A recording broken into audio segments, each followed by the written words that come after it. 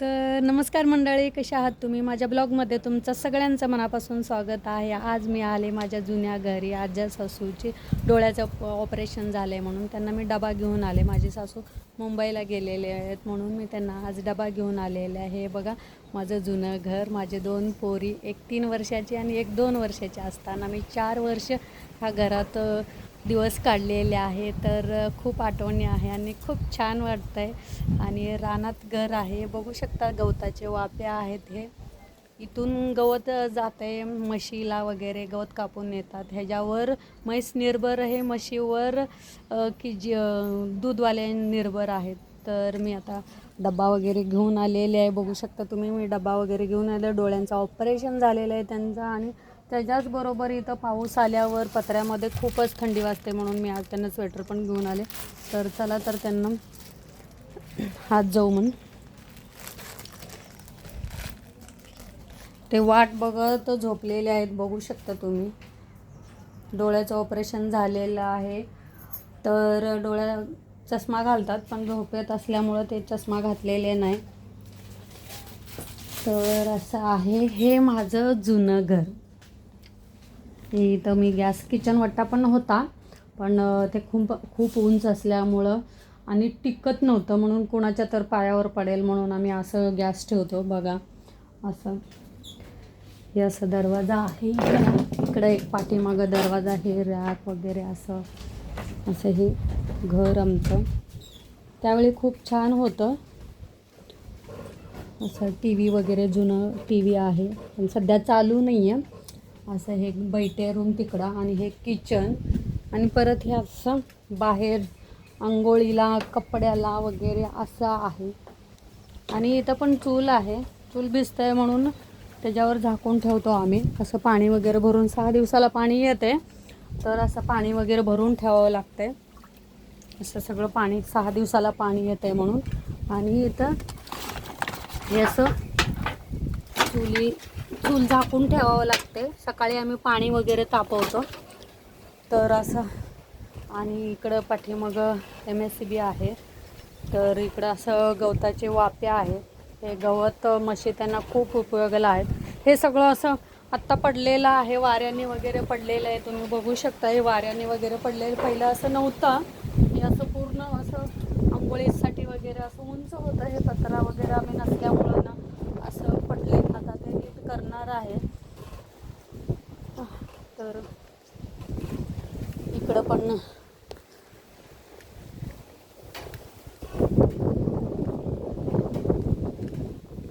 आणि हे मी लिंबाचं झाड लावलेलं होतं. बघू शकता किती छान मोठं झालेलं हे लिंबाचं झाड. आणि हे बदामचं झाड, सावली येण्यासाठी आम्ही बदामचं झाड लावलेलं आहे. खूप मोठं झालेलं आहे. ज्या 5-6 वर्षात एवढं मोठं झालेलं आहे. आणि हे पण खूप छोटं होतं. आम्ही होतो ना त्यावेळी खूप छोटं होतं, तरी हे कट केलेलं आहे. आणि बाहेर काय असलं तर वगैरे आम्ही इथं पण स्वयंपाक करतो. त्या दिवशी माझ्या मागच्या ब्लॉगमध्ये आहे की इथं पण आम्ही स्वयंपाक करून जेवलेलं आहे. तर आमच्या सासूबाईची आई बघा आत्ता चष्मा लावले, त्यांनी डब्याची वाट बघत होते. आणि हे शेवगाची शेंगाची झाड आहे बघा. शेवगा लागतंय, उंच झाड. अशा पद्धतीने हे झाड किती उंच झालेलं आहे बघा, मोठं झालेलं आहे. त्यावेळी आम्ही सगळं असं केअर करत होतो. आणि मी महत्त्वाचं म्हणलं तर पाणी आलेल्या दिवशी ना मी इथं असं कोथिंबीर वगैरे लावायचे. हे इथं घेवडा, कोथिंबीर वगैरे असे इथे लावलेले होते. खूप छान कोथिंबीर आलेला होता.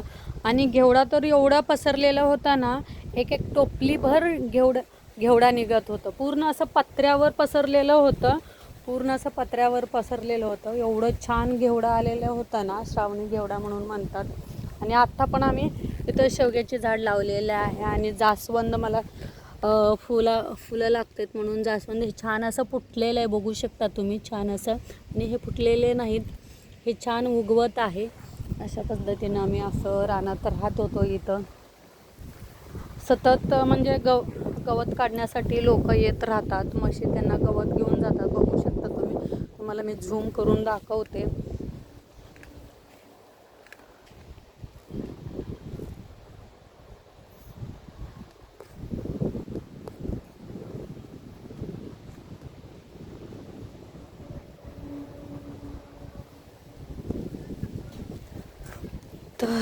झूम होईना झाले, बघू शकता तुम्ही.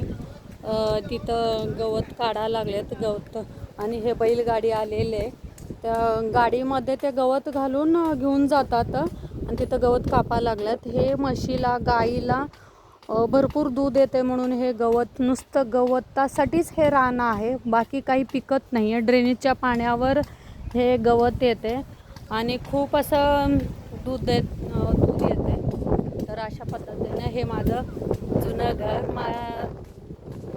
छोटे छोटे पोरींना घेऊन मी इथं राहत होते. खूप आनंदाने राहत होतो आम्ही. मस्त वाटतंय, खूप शांत असं वातावरण आहे. हे माझं जुनं घर, एवढ्या आठवणी आहेत ना माझ्या जुन्या घरातलं. खरंच आम्ही खूप छान असं आनंदाने सुखाने राहत होतो. साधे पण सुखाने छान असं राहत होतो. तर आता इथे फ्लॅट वगैरे पडायला लागलेत.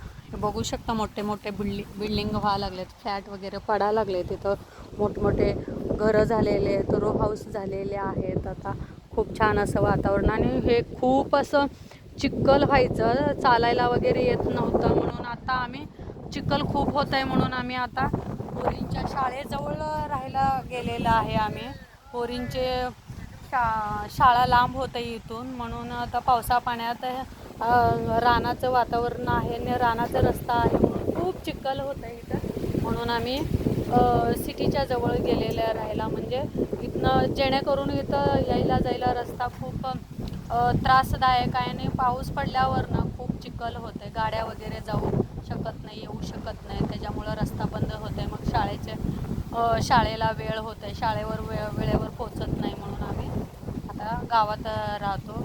तर पहिलं आम्ही इथंच राहत होतो. असं त्यावेळी लहान होते, जवळपासच्या शाळेत जात होते. तर आता खूप वारा सुटलेला आहे, पाऊस कमी असते इकडं, खूपच पाऊस कमी असते. तर चला आजी सासूला जेवायला द्यायचं आहे. तर असं खूप आठवणी आहेत ह्या घरात. हे असे खूप छान वाटतंय रानात, शांत वातावरण. तिथे फायनली ते जेवायला घेत आहे, हात वगैरे धुवत आहेत. असं पाणी भरून ठेवावं लागतंय. ह्यालाच आम्ही वेल चढवत होतो, घेवड्याचं वेल ह्यालाच असं बांधायचं असते, आणि घेवडा असं लोणचं होतं. खूप छान भरलेलं असायचं, पूर्ण घेवडा भरलेला असायचं. 2-2 टोपली, एक टोपली घेवडा निघायचं. तर फायनली त्यांनी जेवायला घेतलेले आहेत. आमटी सांडले वाटतं, हा ना. तर मी जेवायला आणले, त्यांना चपाती आवडत नाही म्हणून ठेचा, डाळीची आमटी, भाकर लागते त्यांना, आणि थोडंसं भात घेऊन आलेले. भात पण जास्त खात नाहीत ते, असं घेऊन आलेले आहे. हे असं घर, हे माझं खॉट, हे असं त्याचं वातावरण. फॅन वगैरे आहे पण लाईटीचं इथं सोय नाही, संध्याकाळीच फक्त लाईट लागते. असं हे टी व्ही, आमचं जुनं टी व्ही, खूप जुनं टी व्ही आहे, चालू आहे, पण आता आम्ही रिचार्ज वगैरे मारत नाही. तर असं आहे. आणि इकडं मेन दरवाजा, आणि इथं पण बांधलेलं होतं, असं पूर्ण पत्रा होते, ते काय पडलेले आहे तर सिमेंटचे पत्रे असं होतं. इथं आम्ही शेळ्या बांधत होतो, हे असं लाईनशीर शेळ्या होत्या आमचे, इथं पूर्ण शेळ्या बांधायचं. आता इथं आम्ही एक झाड लावलं आहे उन्हाच्या संरक्षणासाठी, उन्हाळ्यात खूप गरम होतं आहे म्हणून हे आता झाड लावलेले आहे. तर इथं माझ्या शेळ्या असायचे, शेळ्या सोडतानाच शेळ्या त्या झाडाखाली, ते बघू शकता, त्या झाडाखाली मी शेळी घेऊन जात होते. शेळीने ओढलं मला, मी पडले, त्याच्यामुळं माझं अपेंडिक्सचं ऑपरेशन झालं. अपेंडिक्स जाग्यावरनं हल्लं म्हणून अचानकच माझं ऑपरेशन करावं लागलं. तर खूप त्यावेळेला वेदना झालं. अपेंडिक्स अजून खूप पिकायला खूप दिवस होतं, पण ते जागा सोडल्यामुळं ऑपरेशन अर्जंट करावं लागतं आहे म्हणून. इथं खूप मोठं झाड होतं, अजून एक झाड होतं, लिंबाचं झाड होतं, त्या झाडाखालीच मला शेळीने असं ओढलं गेलं. मग मी पडले आणि माझं अपेंडिक्सचं जागा सोडलं गेल्यामुळं मला उलट्या वगैरे होत होते. तर लगेच ऑपरेशन करायला सांगितलं, तर ऑपरेशनसुद्धा झालेलं आहे. इथं पण खूप मोठं झाड होतं, ह्या झाडाखालीच आम्ही बसून जेवायचं वगैरे, खूप छान असं. आणि रानात जेवण खूप छान जाते. माझे 2 मुली छान रमून इथं खेळायचे, झाडाला झोका बांधायचं, साडीचं झोका वगैरे बांधून छान असं खेळत होते. आता आम्ही सिटीत राहतो, इथं संडासची वगैरे उघड्यावर बसावं लागतं आहे म्हणून संडासची वगैरे सोय नाही. आता हल्ली बघताना उघड्यावर जे संडास वगैरे करायचं कसं म्हणून आम्ही तिकडं राहतो आता. तर बघू आता आमचं चाललेलं आहे इथं काहीतरी बांधायचं, संडासचं वगैरे सोय करायचं. मेन म्हटलं तर पाण्याची सोय नाही आहे इथं. खूप वारा असल्यामुळं ना आवाज ऐकू येत नसेल तर संडासची वगैरे सोय करूनच आम्ही येणार आहे. तर असा आहे माझा आजचा ब्लॉग. कसा वाटला ते कमेंट करून सांगा. काय चुकलं तर बाय बाय. Thank you for